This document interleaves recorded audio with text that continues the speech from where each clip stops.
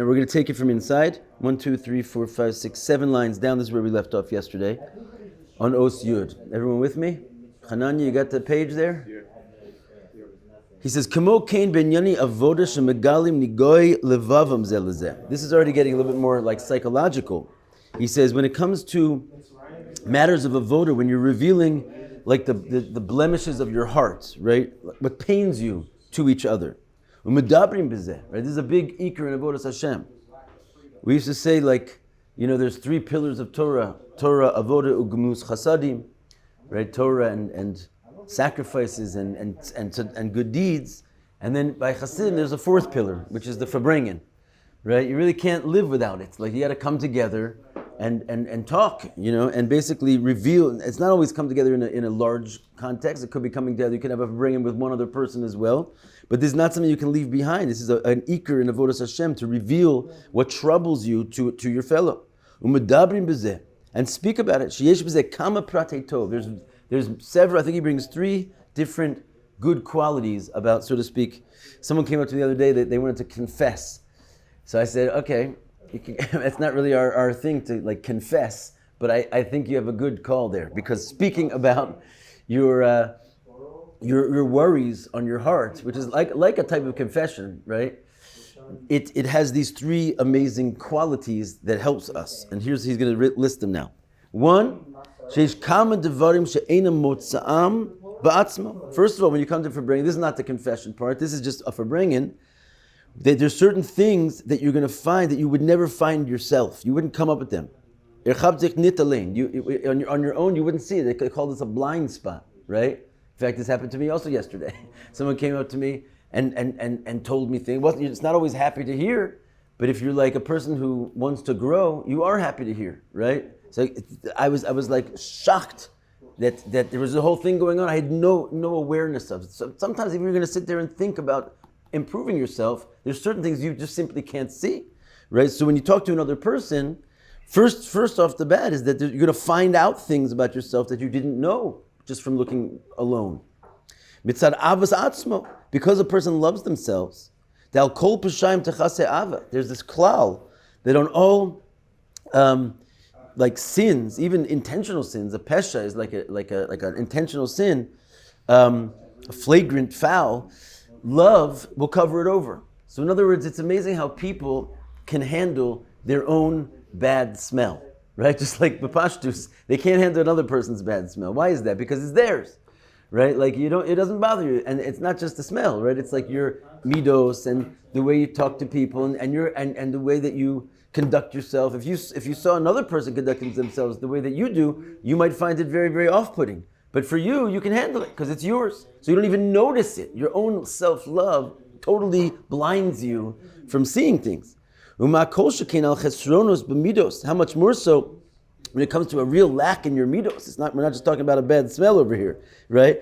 It's like you have stingy, or you could be cruel, or not. You're not, don't have mercy on people. Whatever it is, you might completely be unaware of that, and it's really not even to your own detriment, your own fault, because it's natural. People love themselves. They don't want to see what's wrong with them. In fact, there's one of the great principles of Chassidus, of course, is Avas Yisrael, and sometimes each Rebbe sort of came with their own sort of unique version of Avas Yisrael. In fact, we're reading the Rebbe Rashab's Kuntras on Avas Yisrael basically right now, because the Alter Rebbe had the Tanya, chapter 32. It's like the Bible of Avas Yisrael.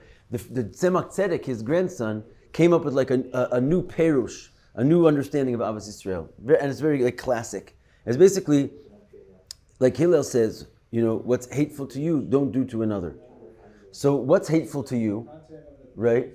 The most hateful thing to you is if someone would come and tell you what you're doing wrong, right? If someone comes and tells you like your blind spots, right? That's like the worst thing that could happen to you. When someone, depending on the person, it depends on how much you like struggling and growing, but nonetheless, it's the most. So this is what you should not do to another, right?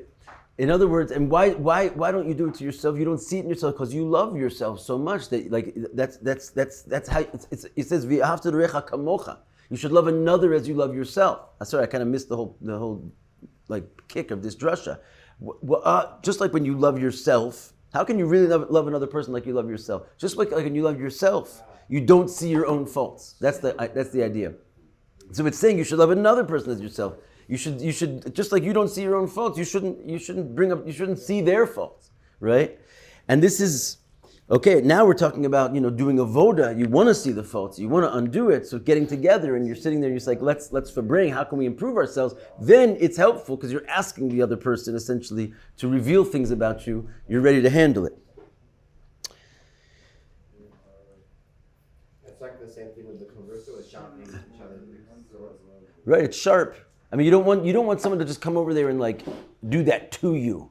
But if you're engaged in a process where it's like an open and friendly place, that's why I say it's almost like a therapy, that we're talking about over here, where you're wanting to engage in self-improvement. Then it's helpful when you start to speak about another person. They can bring out things that you're willing to and ready to hear, and sharpen you. Sha'adam oeves atzmo b'tivo. A person loves himself by his own nature. And this nature, mechasa al zeh v'chavero me'or al zeh. For him, his own self, therefore he will overlook and specifically cover up negativity, and his friend will arouse him in it. Can you follow along inside? Is it possible? We gotta get you up early, huh? All right, so we're starting with the line 1, 2, 3, 4, 5, 6, 7, 8, 9, 10 lines down, the very last word on the line. So that's point number 1. Right, that basically you're going to by discussing things with other people. Again, this is all about like unifying with others. If you live in your own world, and you have this like kind of arrogance which pushes people away from you, and you're really pushing them away from yourself because they're threatening to you. As we've been discussing through the last like 10 days of this mimer, there's this like wanting to, remove yourself from others. This is the principle of Midian, that you can't come together. So we're now discussing why coming together is so helpful and useful in so many aspects of your life. So this is the idea, this is what we're talking about. Why, like all of a sudden, when you come together with another person and allow yourself to integrate, so first thing is you're going to find out things about yourself that you wouldn't have seen because your own self-love covers it up. Second, this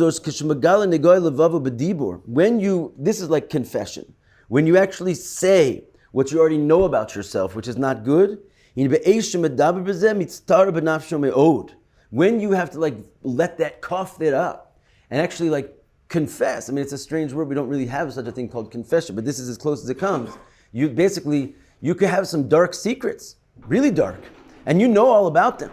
And yet it's not doing anything to have you stop doing those actions. You'll see, it's unbelievable. When all of a sudden you come together with another person, how much more so with maybe a couple other people, and you actually say it, you like call yourself out and you bring it out of your mouth, what winds up happening is you get extremely pained over it. It's like, you let the secret out of the bag. One of the things that really touched me when you see these people have these afterlife experiences, near-death experiences, right? They all kind of say the same thing. There's like this moment when like there's all these eyes.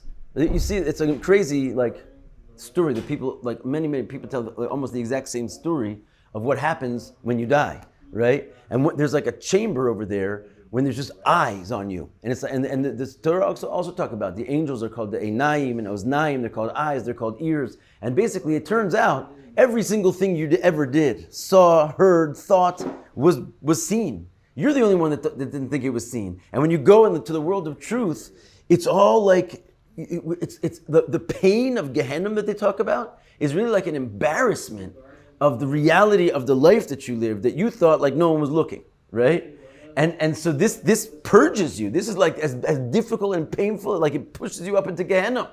Because there's like you're like naked and everyone's watching you, and not just your body, your whole like naked life before your eyes. We don't talk about these things like a Musar board. But what he's saying is when you speak to your fellow and you like reveal yourself, the embarrassment and the shame is real all of a sudden. You're like, this is not just my private thing. And that itself is extremely good for you, right? Because basically coming to the pain of it, it hurts much, much more. The sting is much more than when you just knew it on your own.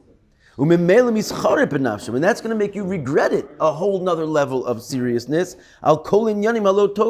on all the bad things that you did. So like, in other words, and again, you can't do that without another person. This is all about like engaging with your fellow. Things can't happen in their primary, in the prime way without integration. The okir ratzono mehem, and the last point is that you ultimately, this is what helps you actually uproot your will from them, right? Your will is in these nasty things, right? You have a will for it. And so the really tshuva is called okir ratzon. You have to not have a will for that anymore, right? And sometimes that's what they call hitting rock bottom, right? Hitting rock bottom, you know what hitting rock bottom is? You can be like all in your head. Hitting rock bottom is like, could also just be the other guy. Something bounces off an external, that's called the bottom, right? So like uttering it in speech is basically gives it like a reflection. It's also a form of rock bottom, right? Then all of a sudden it's come back to you, you have extreme regret and you want to now uproot your will. You don't want to do that thing anymore. In the meantime, you wanted to do it, but you're like sort of hiding. You actually get to a point where you're disgusted with yourself and you don't want it anymore. Yeah. You're saying like to group, like to do it as a group together. We're saying even just another person. It doesn't have to be a group. But with sins you can't do, right? You can't say the sins you did. Like you need to keep it hidden. Only to Hashem you say, I think that's Gemara, no? Not necessarily. It says that you don't have to megala your sins. Like for example, the sin offering was such that you couldn't tell if it was a sin offering or not, because the animal that it was offered in the same place and as other offerings, in order to hide the fact that you're doing a sin, because a person doesn't necessarily want to reveal their sins and it shouldn't be flaunted. But it says if a person brings a keves, which has like a tail, right? So that's also a type of sin offering. So it says, well, this one you can see their sin offering. Actually, it's in Sota, right? This one, it has a sin offering. He says, well, this you can tell the person's bringing a sin offering. He says, that guy wanted to bring it. No one told him he had to. But if he wants to bring it and reveal his sin, you're allowed, right?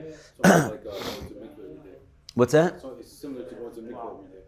Similar to going to the mikveh every day, although no one's necessarily assuming that that's because of sin. If someone really goes to the mikveh every day, it's also there is obviously the union of purifying yourself from zer levatala, but there's also the concept by Sephardim because they only go at certain times. But there's also a concept of just extra purity. So you're not necessarily going because you're trying to undo yourself from evil. By us, we go to the mikveh also just to purify yourself before davening, like of any potential, even what's called the mei das tahor. Even just like dipping yourself in. The Rambam says it's like an analogy for purifying your thoughts and your mind. But yeah, I mean, this is the idea of essentially sharing what you're doing wrong with your friend, your rabbi. It takes a lot of courage. You could be holding on to something that you know is wrong for a really, really, really, really, really long time, and like all of a sudden, like something happens, you just got to spit it out, and it takes a weight off of you. Like it changes to everything. So nistat kein harbe, that by speaking about it with another person, you regret it more. You then uproot your will from it, and you fix it. This is called speaking out your confession. Right? Even if you're doing it by yourself, by the way, you're supposed to do it out loud. Right? That's why on Yom Kippur we actually have to say all the sins. Al chet, al chet, al chet. You can't do it in your machshava because literally just speaking it even to yourself is something. But that's really, again, you could build a bama for yourself. Like if you're definitely letting it out of yourself is much more powerful than keeping in your thoughts. Because again, like that regret factor is like you're uttering it. But when there's that or choser, when it bounces against the tachton and someone else takes it in, it reflects back to you. It's 10 times more powerful. The Rambam says that tshuva has to be in the mouth. He says that it's tshuva. You can't say chatanu avinu pashanu in your head. Right. Vidu dvarim. That's the ikar union of tshuva according to the Rambam. Kiddushu tikkun gadol nefesh achote. It's a huge tikkun for the sinning soul. When it comes out in speech, as nogea lo hadavar, then all of a sudden it's like it means more to you. But panemius nafsho, in your inner depths, again, and you get pained, and then you regret it, and you want to uproot it.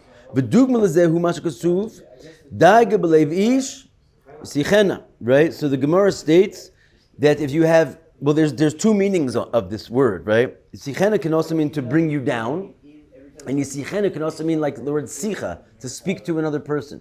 So worries on the heart is the worst thing, right? It could just like tumult you. Like you see people like they could be going strong and they get like a piece of bad news and all of a sudden they're like out for days. They can't do any chitas, they can't do daven, they can't do anything. It's because the worry on the heart, even though it says depression is not officially like a sin, atzvus, just like feeling low and depressed, is not listed as one of the sins, but it says in Kabbalah that it actually is the cause for all the sins, right? It's the worst thing you could do. It's because worry on the heart of man just brings you down. But the same word for brings you down in Hebrew also means to speak it out. And instead of telling you like the woe that worry on the heart is responsible for, it's telling you the tikkun. That if you have worries on your heart, what should you do? Amrazal, yisichenu lacherim. Speak it to another person. That makes it go away. But anu roim shebe'eshim medaber b'tzara. We see that as soon as you speak about your pains, az yigdal tzara b'yoser. At that moment, it gets much worse. Like a person can be sad about something. When they start to talk about it, they can break down in tears suddenly. They weren't breaking down in tears before. As soon as they let it out of their mouth, it gets much more intense. Amnam, however, but right after that, there's a huge release and they feel better. And you see it every time. Person just comes in. This is as the job of a rabbi, you get this a lot. People just come in, they want to talk, and they walk out feeling better, and you didn't even do anything, right? It's the price of admission. You just sat there and listened to them, and it lifted their spirits because that itself just helps a person. So it is not just when you're sad about things, but when you're talking about problems in your avoda.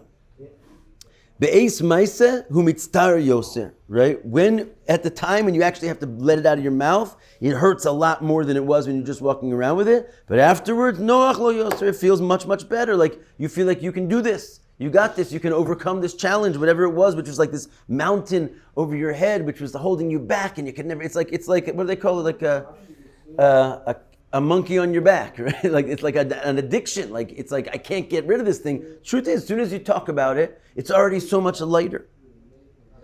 Just by talking about it, you remove so much of the pains and so much of the sin. It's crazy. But again, why is this so powerful? Because it is so hard.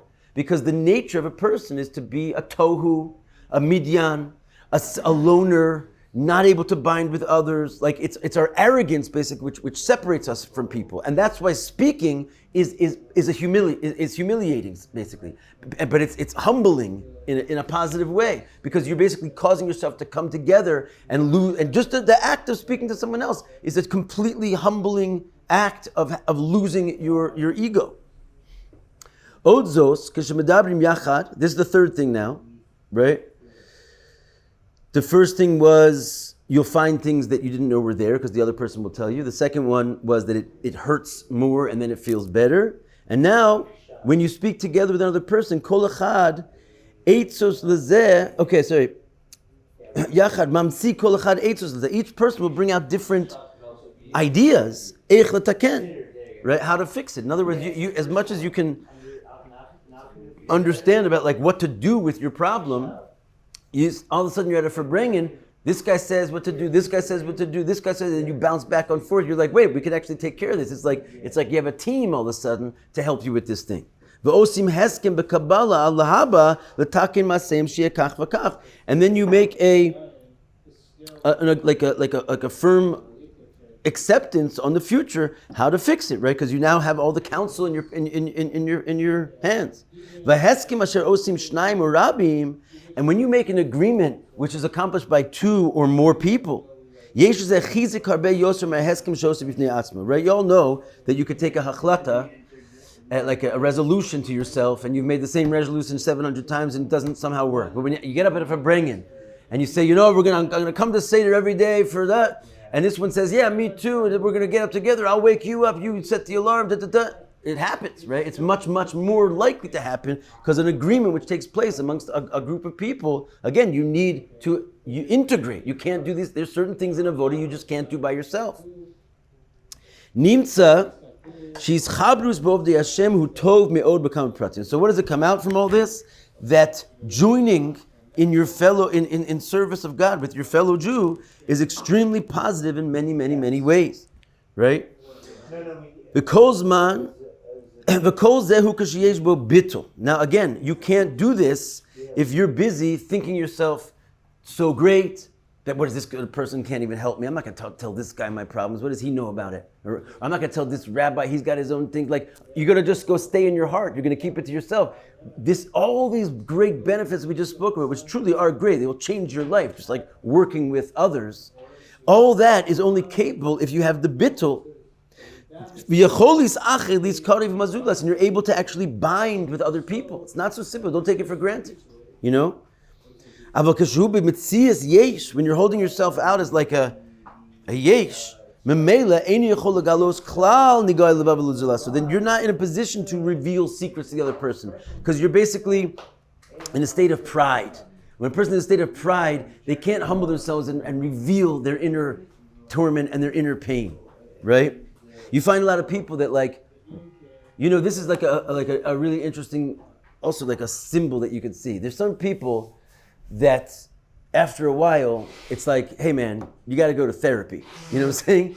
And like, I get that a lot around here, you know? And it's like, and you'd be surprised. Some people are like, okay, Rabbi, like, I'm into it. Let's do it. Because they like kind of realize they need help. And a lot of people are like, no, that's not for me. I won't do it. It's like, what's wrong? You're just going to sit in a room with someone and talk to them in total privacy, right? It's like forbidden for them, like, you know, professionally to reveal anything. No one's going to know about it.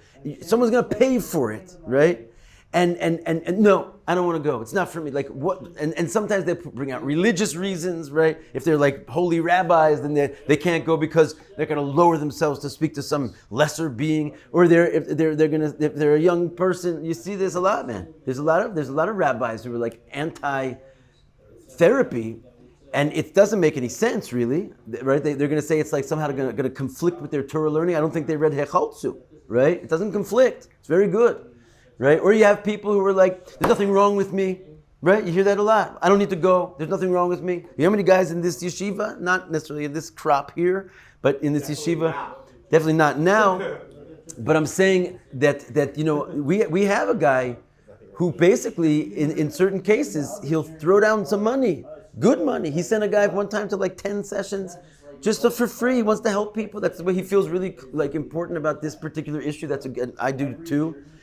And so we have, sometimes it should be known, like a little stipend if someone needs like some sessions, you know. And you got this guy, and we said we're paid for it, set it up. No, it's not for me. I don't need it. Like, that itself shows you where you're living in your own world, right? You've built a bama for yourself where like the way you understand reality is sufficient. And even though all the people around you are telling you, man, I think you might need a little help, you can't hear it, right? Because these key factors of Yiddishkeit, it's all about bittling yourself, humbling yourself, and being able to work with others around you. It's a key component of this thing. It doesn't work by yourself. Right? This is what I was saying. Sometimes you'll feel, I'm not going to talk to my roommate. Who is he? He doesn't have the experience I have. He's not as old as I am. He's not as learned as I am. How am I going to reveal all myself to some lowly person?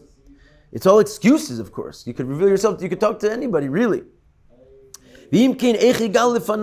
Especially when a lot of these times these are like trumped up charges. He might just be your peer, right? But you perceive him because of your own arrogance and pride that he's someone not worthy of talking to. So again, you like hold yourself back from this essential work, right? And so you say, how can I reveal myself to him, right? How's that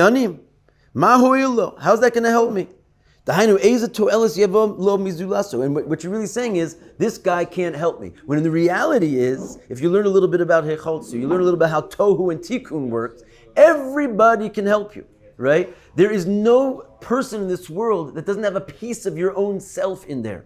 And you have a piece of their stuff. You came from one, you separated. In order to find, like, so to speak, your missing piece, you need the other guy. Am Yisrael does not work that we all have our own little land and like sort of our own little lookout. We share a piece of land, a small one at that, right? Because we need, Reuven needs God, and God needs Shimon, and Shimon needs Yehuda. We can't work by ourselves. So every other person that's in your world, he's there because you need him and he needs you.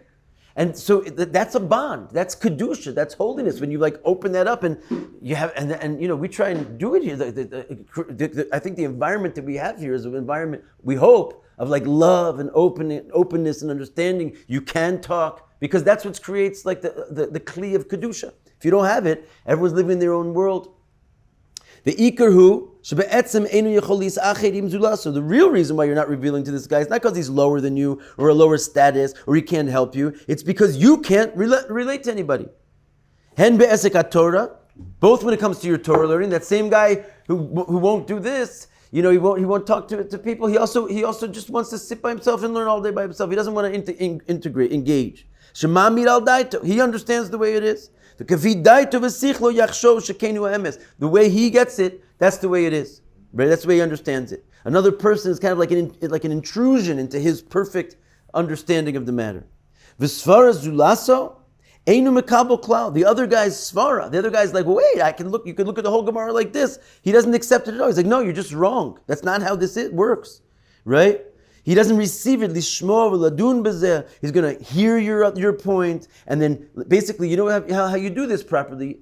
If you want to communicate with someone, you have to hear what they say, repeat what they say, like take their position for a second, and then you're in a conversation, right? If someone else is saying something, and your tendency is just basically to reject it before you understand what they're saying. Now, some people are really smart. So some people can chop what you're saying quickly, and they think you're not listening to them when you're sometimes trying to respond. There's like all kinds of, communication is not easy. You are sometimes dealing with people on different planes. But in general, if you really want to be in a state of communication, you have to understand the enemy's position, 100%. Because again, the enemy is you, right? It's part of your own understanding, and you actually don't understand your own point of view if you can't hear the component that they're bringing in.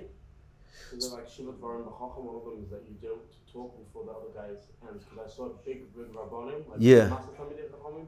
Anytime I used to speak with them about my problems, like emotional problems, right? They would like listen for 3 minutes, and I'd be go bagging on, and they just listen. Yeah. And anytime I was like about to say a word, they would like stop in the middle of the halachic answer or whatever answer that they thought. I mean, look, it depends on every person and their way, with people. But essentially, yes, like if you can't hear the other person.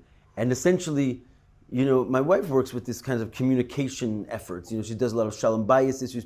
This is basically a shalom bayis class, like with your wife. It is, right? Because that's where this can really cripple you. If you can't communicate and relate and share with your significant other, with your wife, you're going to create.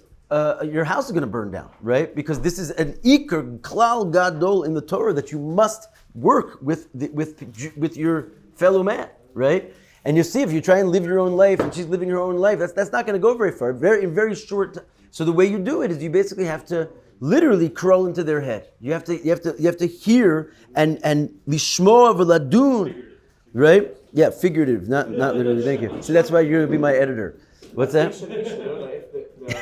Guy says ish is Aish ve'aish, right? Ish is a hay. Yeah. So if they don't connect, It's too all fire. That's right. It's not only that you're separated. Right. It just burns up. That's what tohu is, by the way. Tohu is going out of the kli, right? Which is called gavuras, death, and that's like fire, which goes up out of the kli. It wants to get off the wick. So if the yud and the k sort of hold the wick together, so that you have a fire burning in the mikdash. But if you lose that wick, the yud and the k, you just have fire, and it leaves. You have nothing. So this is you have to receive the other person, to hear what they're saying. Ladun bezeh, and you don't have to agree with them. You can still maintain your own personal position, but you have to understand where their argument fits into your understanding of life. Like they're not saying nothing. They're saying something important. It might not be the psak din, but it's definitely going to weigh in the psak din no matter what. And maybe it is the psak din, right? And you have to, when you listen, you have to listen straight on, bli natiyat tzadis. You can't have like a side reason for listening. I'm listening to until you shut up so I can tell you what the real answer is, right? That's not called listening. Va'az adarabba. Then on the contrary, k'shemadaber yachat be'inyan sichli. When you speak together about an intellectual matter, hem mispardim yoser, v'naisim menagdim zelazeh yoser, right? So all of a sudden, you might think, hey, we're communicating over here. This is a danger, right? But your real essence is you're not there to communicate. You're like, so to speak, being yotzi what it says in the mimer. So I'll sit with you here for an hour and we'll talk. But the reality is, if you're not listening and integrating what they're saying, the more you talk, the worse it could get. Because you're basically not, and that's why you need proper communication. What? Husband and wife communicate. But they're communicating, they're screaming at each other. Each one's trying to scream louder because the other one's not listening to them. So that's not called communication, right? Communicating, because the more they talk, you know what you do with those people? You go to your room and you go to your room, stop talking, right? Because if you're not listening, you're not actually communicating, then the more you talk, especially about an intellectual subject. Look, you have these families with the left and the right and the Trump and the Biden, they don't talk to each other anymore, right? Because the more they engage in the matter, the further away they get, because to begin with, they're only trying to tell you their point. They're not actually having a conversation, right? Oh, and then you use this as a claim afterwards. Now, so to speak, your sinas chinam, which was you basically had your own little bama, and you weren't really like open or listening to anyone, and you sat there and you pontificated from your bama, pretending to have a conversation, and then when it's all said and done, you then use that as excuse that you couldn't unite with the guy over the fact that, you see, that's why I don't talk to these people. We can't communicate, and really the whole thing was your fault to begin with. But then you use that very inability to communicate, which was your fault, as a justification why you can't communicate with them further. It's not simple stuff, guys. This is life. Yeah, the clarity of like describing your Yetzer Hara, you don't think anyone knew, right? Sinas chinam ba'ovdei Hashem. Okay, so just Kitzer, page 13, the very top, just what we just said in short, one line. So there is such a thing as baseless hatred in those who serve God. Toalos dibuk chaverim, and the great quality and benefit of clinging to your fellow man, your friends, v'dibur belimid b'nyani avoda, and speaking both in terms of what you're learning about and in terms of like your midos work. Sibas apirur be'esek Torah, and why there can be so much separation in the realm of Torah learning, because everyone's busy thinking that they're the next, great one, and therefore they sort of, again, build their own bama, their own altar. Okay, Yud Aleph. This line, he keeps going for a little bit longer, then we sort of start talking about like regular Chassidus again. It's a very intense little spurt here. Hine kamo kain, binyani avoda, einam yacholin lisarav lisached, mipnei she'einam mechashiv klal avodas zulasa. Another thing is, Yud Aleph here, that in matters of avoda, right, trying to get things done for God, right, coming together, you can't unify or join with another person because you don't recognize or consider their avoda at all. You don't see him as like a divine servant. You're basically like tearing down the accomplishments of your fellow. And you basically melt away and negate the good in him, right? And this is something that you again, this is you, right? He's going to later say, who has seen us chinim exactly, like, and it basically comes out everybody has this quality. So you might have it less pronounced. Maybe you've worked on yourself. Maybe you were born with a better nature. But you should look into all of your relationships, how you see another person, right? How you judge another person in like the recesses of your mind. You'd be shocked to realize that you might be doing this, and you probably are doing this in some of your relationships, right? That you basically melt the other guy down and you negate all the good that he has because basically you don't recognize him as like a worthy member. And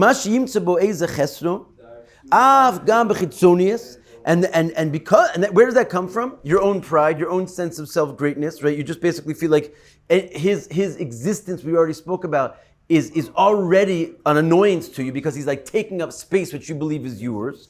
But how does this come out? How do you justify this in your own mind that you could act like this? Is that any small thing that you actually see that he does wrong, right? Even if it's an external thing, not such a big deal. It's not really part of his, like maybe he has a stain on his shirt or he like has bad breath or something. I don't know, right? You're gonna be like, see? Look, this guy stains his shirt every day. Can't keep himself clean, right? And like you make this thing like a mountain, right? Yeah. And like that's what you talk about. Like this guy sits and learns Tosafos 4, 5, 6 hours a day, but when you go and talk to your friend about it, you're like, dude doesn't even tuck in his shirt, right? And like it's a mess, because basically you can't stand him to begin with because of you. And you can't live with such a thing. So any small thing that he does, you're going to take that and make a mountain out of it. And that's what you're going to speak about. And that's what you're going to embarrass him about and like disgrace him. How much more so when you actually caught him with something actually not good, right? Sure, ain't Adam tzaddik, and you probably will. There's none of us are tzaddikim, right? So even when you actually caught him, he's like, man, this guy actually ripped me off. I think he actually took something of mine. You know what I mean? When you actually find something, that even though the guy's a mensch, and in general he's a good guy, and who's a tzaddik, people do things wrong sometimes.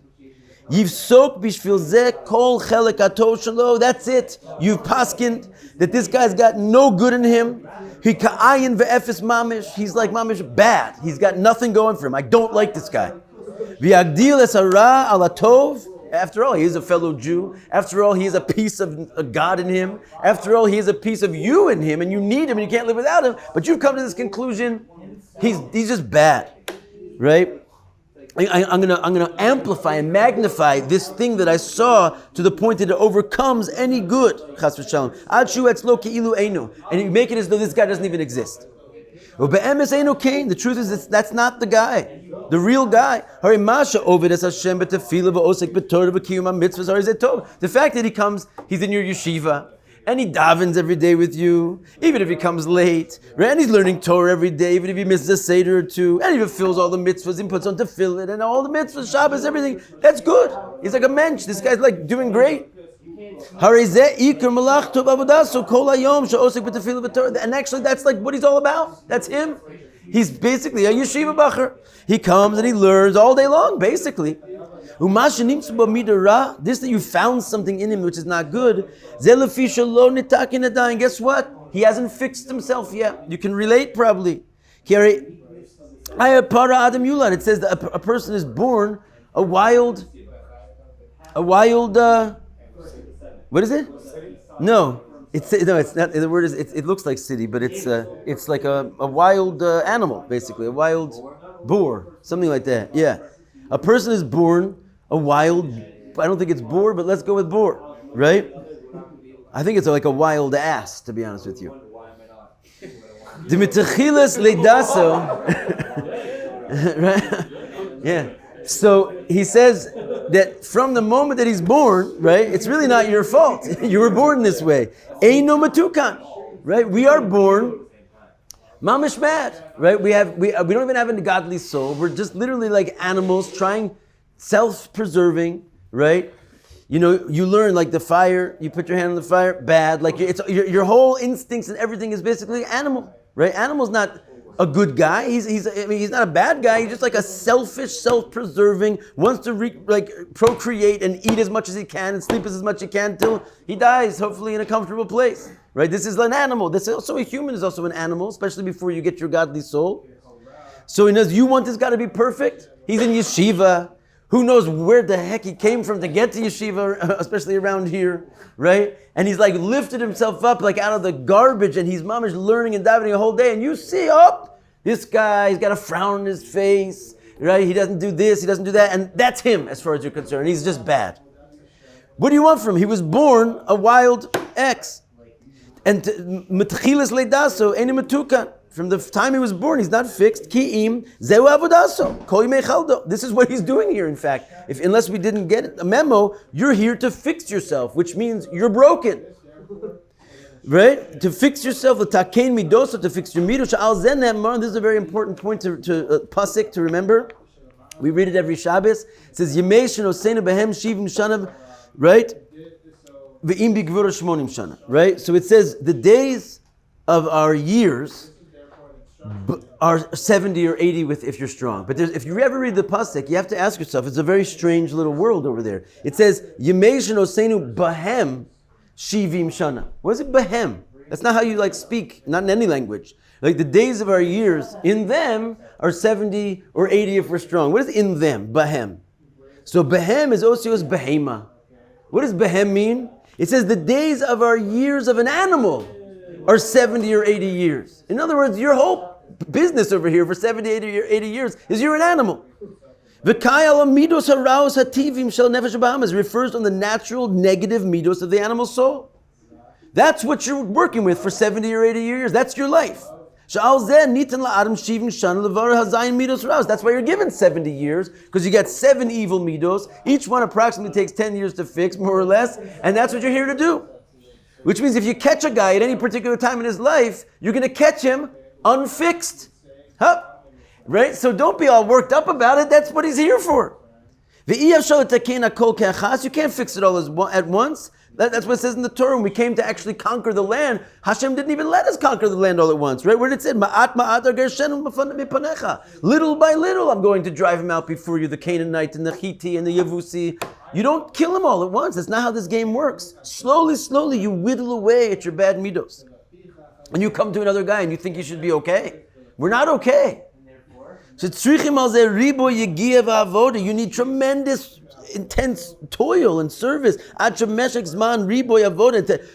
after a long time of doing a tremendous work on yourself in davening, meditating on godly topics, allowing slowly your godly soul's attributes to overtake. Slowly, you weaken and you refine and purify the midos tevim of the nefesh habahamis. That's yes. Eventually, you will sweeten yourself. And if you're in the game, if you're on the wheel, right? You're following the parsha. You're trying to keep up with your chitas. You're going to daven shachris mincha mariv. You're going to the seder. You're doing it. You're doing the thing. You're promised. You will fix yourself. It works. It just takes time. You can't have it expected to be done in a day. And guess what? Sometimes you can't do it alone. You need someone to help you. As we said before, because of your own self-love, you might not even know you have this bad midah. It's a blind spot. Someone comes up to you and you're like, Rabbi, and you're like, oh my gosh, I had no idea. And also you're like a soul, like the nefesh bahamis is like prisoning you, and it's a fact. You can't get yourself right. You need someone to help you out, yeah. But and you need so you need your fellow to arouse you on this. In other words, as we said before, and to bring you good counsel and good eitzah. If you really truly love your fellow, or he loves you, you don't necessarily bring it out in public, God forbid. Right? You go and you tell the person, hey, Rabbi, I think you have a blind spot over here, right? Shitakin midosu, so he can fix it. He doesn't know. He's an animal after all. 70 or 80 years, give him at least to be an animal. That's what the pasuk says. So in other words, instead of looking at him and casting him aside because he has this bad midah, no. Yes, why do you think you even saw this bad midah? Because he needs your help. You got to come and be like, hey, you got to work on this thing now. I mean, privately, in the office, beino lebeinatzmo. This is just yesterday's adventures. Hello Tova v'yamsilo eitza eich l'takein. Isn't that good? And you'll come up with all kinds of new initiatives for the yeshiva, how to fix it. Because when you don't do this, but rather you just talk amongst the bakrim behind his back. Sorry, it's a little personal, right? And you and instead of mamish bringing it up out of love and because you're a yesh. And you can't unite with anybody, so your automatic response is just to put the guy down. I found something. Oh, this is it. Now we're going to make this the whole magnifying glass. This is the rabbi, right? And therefore you want to put him down. Particularly when you find someone else you can talk to about that. Oh, I for sure want to put him down in front of everybody. So it's a sign that you hate him. You hate him in your heart. You don't want his benefit. You don't want the good for him. If you did, you'd help him fix himself privately because you realize he's working. I'm using myself as an example, guys, but it could be any of us, right? And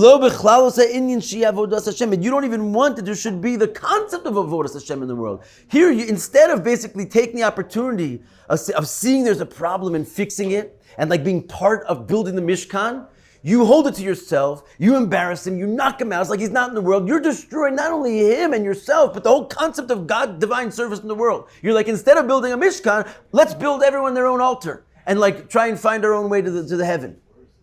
Kasher Kasher kol echad ve'echad tzrich lirtzos be'emes sheyeh avodas Hashem. And really, everybody needs to want that avodas Hashem is being done, either by me or by you. Like, let's get it together, right? Shezeh chafetz ratzon Hashem. Why? Because we have the same God, and that's what He wants. He wants us to work on ourselves. Adarabba, on the contrary, asibahu mitzad heder avodaso be'emes. And the real reason why you're doing this to the other guy is because you're not doing avoda be'emes. Shavoda shelo einu amisis, that you're not really in the game. You're coming and to the davening and but like when it comes to like really fixing yourself, you kind of took off a vacation on that, and therefore when you see that, therefore this whole like array of disappointing outcomes happens. Because you don't really want there to be avodas Hashem, because you yourself are not doing it. You're busy with yourself and your pride. Degam shu ovid Hashem b'tefillah v'torah. Say what I mean. We just said a second ago. He's coming to class. He's learning Torah. He's doing it. Mekom einu amisis. It could be that it's not really a true avoda. B'chinas bitul v'nachas atzmus. And what does it mean not a true avoda? Because real avoda requires self-effacement. That I am putting myself on the side. Like in other words, you have to. A person gives tzedakah, and it doesn't hurt him a little bit. It's not really, I mean, good, the poor guy needs it, like I'm not saying you shouldn't do that also, but it's not really tzedakah. It's only when you have to actually sacrifice. That's what we call them, the sacrifices. Our whole religion is about sacrifices, right? And in the old days, taka, like you had an animal, it was like your wealth. It was like, your animal, you're giving your animal to God. It's not different now. So if you're coming and just sort of putting in your chips, and like, but you're not actually giving your animal to God, you're not really doing avoda, and therefore you don't want other people to do avoda, and therefore you wind up pushing the other guy away and knocking this guy down because you're just not into this whole game. You're sort of just a poser. Chas v'shalom. Ki im b'chinas yeshus umurgash atzmo, but rather you're not doing the avoda with bittul and setting yourself on the side, but you're doing it to pride yourself and to like sort of feel your own sense of arrogance. Whew, I told you this is not an easy one, gentlemen.